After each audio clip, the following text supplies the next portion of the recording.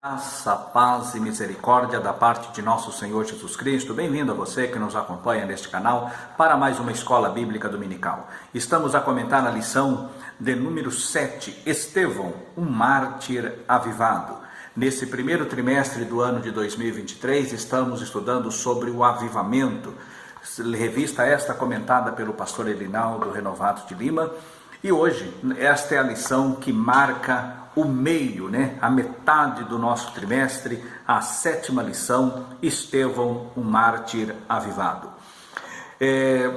Nesse ponto, quando falamos acerca de Estevão, o texto áureo da nossa lição está no capítulo 7, versículos 55 e 56, que vai dizer o seguinte: mas ele, estando cheio do Espírito Santo, disse: eis que vejo os céus abertos e o Filho do Homem que está em pé à mão direita de Deus.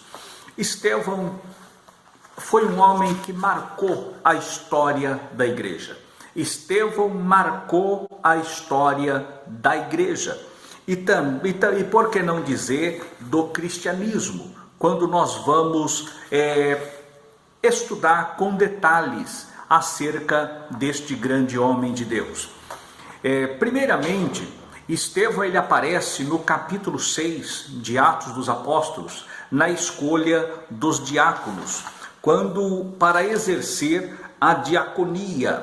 E quando nós encontramos aqui no texto, no capítulo 6, ele diz assim, versículo 5: e este parecer contentou a toda a multidão, e elegeram Estevão, homem cheio de fé e do Espírito Santo. Homem cheio de fé e do Espírito Santo. Sempre que a Bíblia vai mencionar acerca de Estevão, sempre ele cheio de fé, cheio do Espírito Santo, cheio de sabedoria, cheio de graça. Um homem que viveu a plenitude da virtude espiritual na sua vida.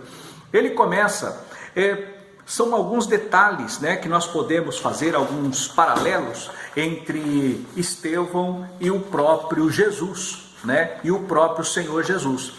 Primeiramente, Estevão, ele foi cheio do Espírito Santo. Nós já aprendemos, o Senhor Jesus, sendo Deus, o Deus encarnado, ele viveu uma vida, um ministério cheio do Espírito Santo.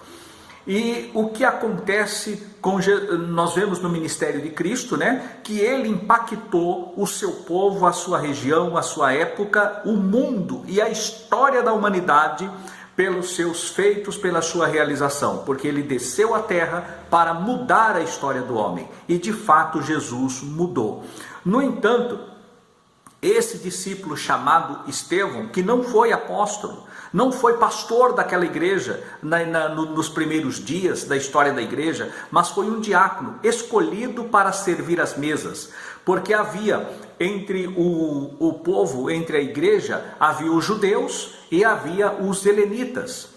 Quem eram os judeus? Aqueles que estavam ali na região da Judéia, ali de todo o povo de Israel. No entanto, os helenistas eram aqueles de origem grega, que falavam a língua grega, que estudavam o Antigo Testamento no grego, pela Septuaginta. Então eles eram aqueles judeus, porém de fala grega. E houve assim uma certa discriminação, e segundo a visão deles, havia, não que de fato houvesse, mas eles alegavam que havia uma discriminação entre as viúvas judias e as viúvas gregas, que umas estavam sendo privilegiadas e outras preteridas em relação às outras. O que acontece? Então os apóstolos reuniram e falaram assim: escolhei dentre vós 7 varões, cheio de reputação. Versículo 3 do capítulo 6: escolhei, pois, irmãos, dentre vós 7 homens de boa reputação, cheios do Espírito Santo e de sabedoria, aos quais constituamos sobre este importante negócio. A igreja escolheu, e Estevão foi o primeiro diácono escolhido, o primeiro dos diaconatos, o primeiro mártir, e também foi o primeiro apologeta. Ele foi o primeiro diácono escolhido, foi o primeiro mártir da igreja e também o primeiro apologeta. Estevão foi um grande apologeta, defendendo a fé cristã com base nos escritos do Antigo Testamento, com base nos escritos de Moisés e dos profetas. Ele defende, tanto é que a sua pregação, aqui do capítulo 7, é toda ela focada nos escritos do Antigo Testamento. Ele faz uma síntese histórica de Israel e faz o link dizendo que Jesus era o homem, o profeta que Moisés havia dele falado, que surgiria um profeta como ele, a este ouvir. E agora Estevão aponta que este profeta que haveria de surgir era o próprio Jesus. E mostra também na sua preleção, na sua palavra, na sua pregação, ele vai mostrar a dureza de coração, ele vai mostrar a incredulidade do povo, a rebelião do povo, a violência do povo contra aqueles que falavam a palavra de Deus. E Estevão, ele vai defendendo a fé cristã, uma defesa apologética, uma defesa apologética do ministério de Cristo, da igreja, da pregação, da salvação em Cristo Jesus. Foi o primeiro apologeta. Assim nós vemos o seu relacionamento, a sua similaridade, parecido, o seu ministério parecido com o ministério de Cristo. Por quê? Jesus sofreu com ciúme, Jesus sofreu com inveja, Jesus foi morto por uma causa, assim como nós vamos ver aqui no texto que por inveja as pessoas se levantaram, por ciúmes as pessoas se levantavam contra Estevão, porque Deus operava e fazia maravilhas através do ministério de Estevão, sempre cheio do Espírito Santo, cheio de sabedoria. O poder de Deus era manifesto na sua vida. E nós vemos que Jesus morre por uma causa. Qual foi a causa que Jesus morreu? A salvação de toda a humanidade. E Estevão morreu para defender o Evangelho, mesmo sabendo que aqueles homens pretendia e estava trabalhando por matá-lo, mas a causa que ele defendia era o Evangelho, a salvação em Cristo e também que aquelas pessoas viessem ao conhecimento e à conversão a Cristo Jesus. Ele morreu por esta causa e ele foi até o final, até ser ali assassinado. Ele foi, como diz o pastor Ciro Zibordi, ele faz a colocação dizendo que Estevão ele foi linchado. Na verdade foi um verdadeiro linchamento. E outro ponto também similar entre Estevão e Jesus, entre os dois ministérios, nós vamos ver que Jesus, ele perdoou os seus agressores, assim como Estevão também, assim como Jesus, ele perdoa os seus agressores. O Senhor intercede, Estevão também intercede. Nós vemos que o Senhor Jesus, no final do ministério, ele rende o seu espírito a Deus.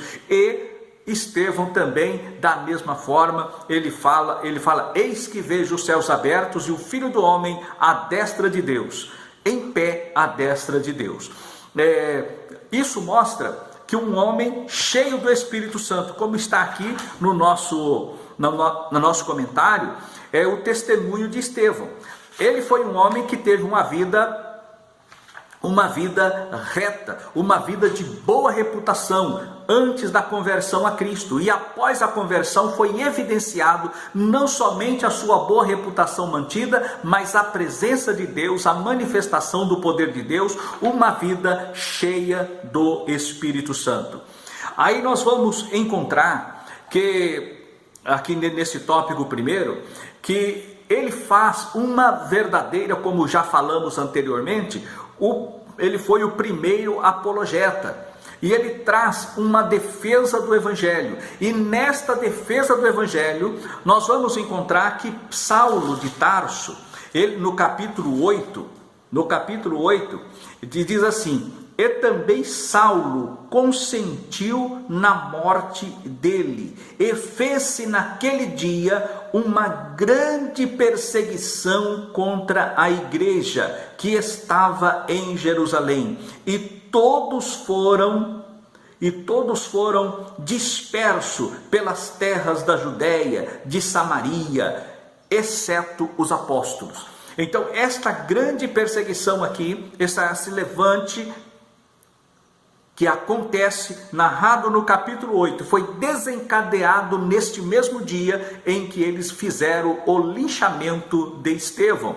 E quem estava lá? Saulo de Tarso. E este Saulo ouviu um homem arguto, com argumentos forte, incisivo, verdadeiro, que falou à altura de Saulo. Saulo não compreendia quem era Jesus, como nós já aprendemos em 2021. Numa das nossas lições de 2021 da Assembleia, no quarto trimestre, nós aprendemos ali acerca do apóstolo Paulo. E aqui nós vamos ver que Paulo, quando ele vê Estevão, a sabedoria de Estevão, que Paulo está mostrando aqui, ele mesmo dá o testemunho, que ele deu voto favorável para que matassem a Estevão. Ele teve os seus argumentos confrontados à altura, e a Bíblia é clara que eles não puderam combater e dizer que Estevão estivesse errado, mas a palavra de Estevão era prevalente aos argumentos levantados pelos judeus. Aí nós vamos ver que ele, nesse testemunho, além de ser ele o primeiro apologeta, ele também falava com ousadia, com determinação. Essa ousadia aqui nós vamos encontrar lá em Hebreus, tendo, pois, ousadia, intrepidez, para adentrar ao Santo dos Santos. Hoje, pelo Evangelho de Cristo, nós não estamos limitados, presos a um sacerdócio, mas nós podemos adentrar diretamente a Deus por Jesus Cristo. E a Bíblia diz, tendo, pois, ousadia. E aqui nós vamos encontrar um homem arguto na sua postura de conhecimento, e ele adentra com ousadia na presença de Deus. Com ousadia ele repele aqueles seus algozes, com ousadia ele repele aquela doutrina, e por fim, assim a exemplo de Cristo, como já falamos, vem o ciúme, vem a inveja, porque sinais e prodígios eram realizados através de Estevão. E aqueles homens então começam a contraditá-lo, começam então a combatê-lo, e por fim levanta contra Estevão uma falsa acusação. Aqui no tópico 2, nós vamos ver que é preciosa a morte. Aos olhos do Senhor é preciosa a morte dos seus santos, se cumpriu na vida de Estevão. Aqui nós vamos ver que nesse ponto, quando eles levantam falsas testemunhas, que diz que ele falava contra o templo, que ele falava contra Moisés, quando na verdade não era, ele defendia Moisés. E assim como as pessoas, quando Moisés recebe as tábuas da lei, ele recebe ali a glória de Deus na sua vida. Ele desce do monte e as pessoas não podiam olhar para Moisés, porque o rosto de Moisés resplandecia, e era necessário pôr um véu para que ele pudesse então se dirigir ao povo e o povo olhar para ele. Neste caso de Estevão, nós vemos aqui que à medida que ele expõe a palavra, que ele defende a fé evangélica, ele defende a doutrina da igreja, defende a salvação em Cristo Jesus, mostrando que ele era o único Salvador, a glória de Deus se manifesta, se reflete no rosto de Estevão, e as pessoas olhando para ele, viam que a sua aparência era como a aparência de anjo, e eles então começaram a ranger os dentes, e ainda assim Estevão não se deteve, ele foi adiante e apresentou a palavra, e mostrou que eles estavam errados e que eles em nada diferiam daqueles que haviam matado os profetas. E a exemplo disso, que não ouviram a Moisés, mataram os profetas, e agora eles mataram a Cristo, o príncipe da vida, como diz Pedro no seu discurso no dia de Pentecostes. Assim nós vemos que o argumento de Estevão, ele demonstra uma coragem. Estevão, ele não tinha apenas conhecimento, mas sabedoria.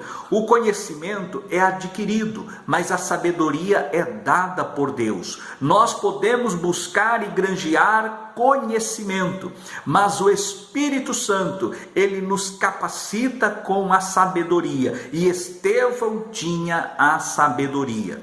Ele estava cheio da sabedoria divina. E mesmo diante da morte, ele demonstra uma coragem absoluta, uma coragem espiritual, que é superior à coragem humana. Esta coragem especial é o Espírito Santo que nos concede, é o Espírito Santo que nos impulsiona, é o Espírito Santo que leva a pessoa a agir. Dentro desse ponto, quero fazer menção aqui de um testemunho que eu ouvi há muito tempo, de Paulinho Bang Bang, um ex-bandido, era assaltante de banco da cidade, na próxima cidade de Piracicaba, próxima aqui à cidade americana. E esse Paulinho, ele vai fazer um assalto no começo da década de 80 ou na década de 70, ele vai fazer um assalto em São Caetano do Sul.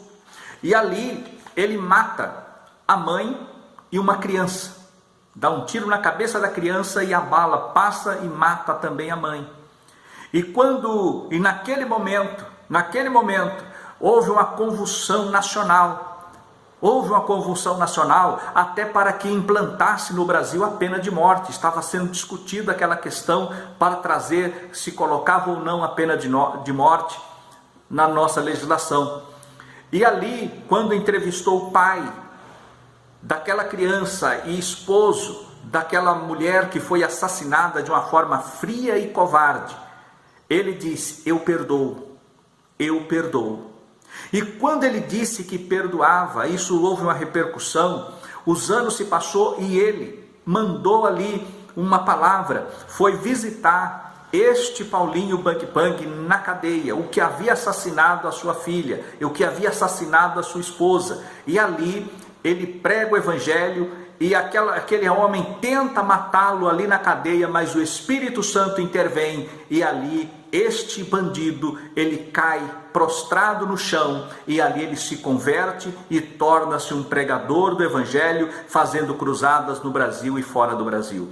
Quem foi isso? Quem faz isso? O Espírito Santo. Porém, o que ocasionou a salvação? O perdão daquele homem cristão. O perdão, irmãos, eu sei que é um caso difícil para se perdoar, mas quem tem o caráter cristão, ele tem um caráter perdoador. E ele perdoou, e pela sua atitude de perdão, o Senhor salvou e cooperou com a salvação deste moço, desse ex-bandido, Paulinho Bang Bang, que tornou-se um pregador do evangelho. E por fim, nós vamos encontrar no fechamento da nossa lição acerca do que o avivamento no sofrimento.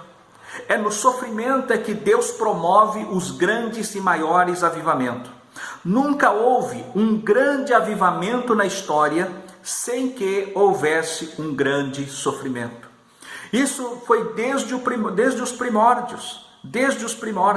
Nós vamos encontrar falando aqui, começando pela vida de Jacó. Deus prometeu que abençoaria Jacó. Jacó, ele foge da casa do seu pai e vai para a casa do seu tio, onde ele conhece ali as suas esposas, constitui família. Mas chegou o tempo de voltar para a casa do pai. E nesse tempo, o que acontece? Vem a perseguição dos cunhados, a perseguição do sogro, e chegou o momento que ele disse que o sol lhe consumia de dia e a geada lhe consumia à noite. E ele então sai da casa de Labão e regressa para a terra de Canaã. No meio desta provação, Deus então manifesta a sua presença e um avivamento em Jacó. Que quando no momento de angústia ele saindo da casa do pai, Deus o encontra no meio do nada, quando ele coloca uma pedra por travesseiro. É no meio da adversidade, é no meio da angústia e das aflições, é que Deus promove os grandes avivamentos. E no momento de angústia, outra vez, Deus trabalha quando já voltando para casa, para a região do seu pai, para a terra de Canaã, ele tem uma nova situação, uma nova adversidade. Deus aparece para ele e diz: vá até a Betel e oferece e cumpra, paga ali o voto que votaste quando fugia da casa do teu pai, da presença do teu irmão. E ali o Senhor muda-lhe o nome, e o seu nome será Israel. Não te chamarás mais Jacó, mas Israel. Assim nós vemos que nas aflições nós temos inclusive não só a nossa história, até o nosso nome é mudado, porque Deus entra para mudar família, Deus entra para mudar a vida, Deus entra para mudar a história. E Deus mudou a história de Jacó, mudou-lhe o nome na angústia e na aflição. José prosperou na angústia e na aflição. Nós vemos outras situações que Deus promoveu para o nascimento de Samuel. Veio um momento de provação, um momento de adversidade, e Deus então coloca no coração de Ana um quebrantamento. E da criança que nasce, vem então um grande avivamento para toda a nação de Israel. Nós vemos que no momento de angústia, novamente Deus levanta Davi no momento de aflição. E nos momentos mais difíceis, Deus sempre levanta um avivamento. Na nossa vida de cristão, muitas vezes quando bate a adversidade, quando bate a afronta, é a hora da igreja se posicionar, se levantar de pé, porque é aí que Deus vai entrar com uma providência. É aí que Deus vai fazer as coisas grandes, porque a vida da igreja era uma até a pregação de Estevão. Até o capítulo 7, a igreja estava em Jerusalém, mas quando Estevão vem, que ele traz esta pregação, que ele é linchado pelo povo, muda a história da igreja. Aí a igreja foi dispersa de Jerusalém, foi expulsa de Jerusalém, com exceção dos apóstolos. E agora, aonde está um cristão, aonde está uns do caminho,